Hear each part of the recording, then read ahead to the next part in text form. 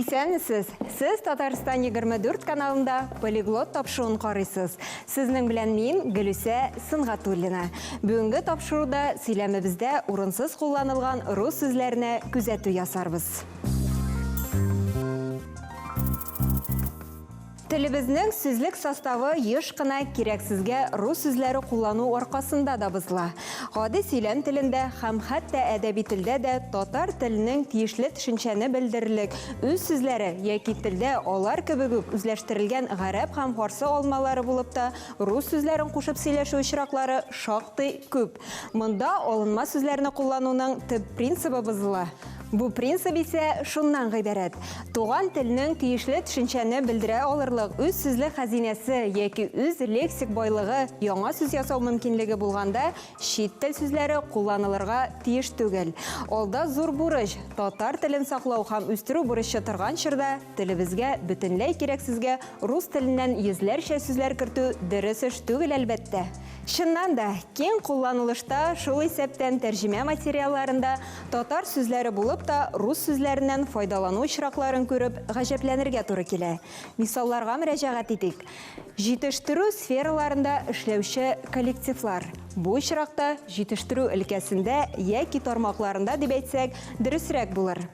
Тагын бер мисал. Низамов дигән кеше шул моментта гына геройлык күрсәтте. Дөрес вариант шул чагында гына батырлык күрсәтте. Ул Кытай кухнясын бик ярата икән. Кухня сүзе бу текстта ашлар мәгънәсендә кулланылган. Шуңа күрә Кытай ашлары дияргә мөмкин. Бер тел сүзенә икенче телдәге тәңгәллекне текстагы сүз сөрышын исәпкә алып кына билгеләргә кирәк дигән принцип алынма сүзләр мәсьәләсен хәл итү өчендә бик әһәмиятле шарт. Рус телендәге изделие сүзенә тәңгәллек табу җиңел түгел, чөнки ул киң мәгънәле сүз һәм аңа сүзлекләрдә дә тиешле тәңгәллек күрсәтелмәгән. Ләкин бу мәсьәләне хәл итеп булмый икән дигән сүз түгел. Аның мәгънәсен төрле текстта, төрле чаралар белән белдерергә мөмкин. Мисаллар карап үтик. Хуҗалык изделиеләренә аерым тукталып үтәргә кирәк. Дөресе, хуҗалык әйберләренә яки товарларына. Тагын бер мисал. Икмәк изделиеләре пешерү. Бу очракта изделие сүзен тәрҗемә итүнең бөтенләй кирәге юк.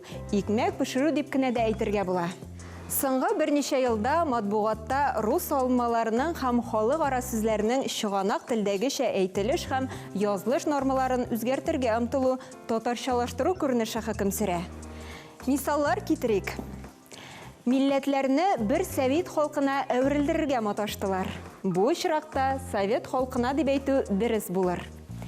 Бик салкын иде, калын пәлтә ылтанлы итек кидем. Укымышлы татарлар инде күптәннән пальто диләр. Биредә конфетлар җитештерелә. Бу очракта конфетлар дип әйтергә кирәк. Газета сүзен бер журналист газета дип, икенчесе гәзит дип, өченчесе гәҗит дип яза. Рәсми кабул ителгәне газета. Ике теллелек шартларында уртак сүзләрнең татарча әйтелешен һәм язылышын махсус үзгәртү практика өчендә, телләрне өйрәнү һәм алардан файдалану өчендә уңайсызлык, тотрыксызлык китереп чыгарыр иде. Шуңа күрә телебез лексикасында реформа үткәрүнең кирәге юк. Шушы фикергә таянып эш иткәндә, телебездә күптән үзләштерелгән кайбер топонимика исемнәрен үзгәртергә яки аларны искергән исемнәр белән алмаштырырга омтылыш та бүгенге көн табигатен чагылдырмый һәм халык мәнфәгатенә туры килми. Бу шулай ук телнең бердәм нормаларын бозуга китерә һәм сөйләмебездә баш-баштаклык тудыра. Мисалларга мөрәҗәгать итик. Хәзер Россияне берәүләр Русия дип, икенчеләр Рәсәй дип яза. Европаны Ауропа дип, ә Германияны исә Алмания дип. Алайга китсә, бәлки Азияда Осия дип йөртергәдер. Иске татар әдәбиятында шулай аталган бит ул. Телдәге прогресс ул искегә кайтудан гына гыйбарәт түгел.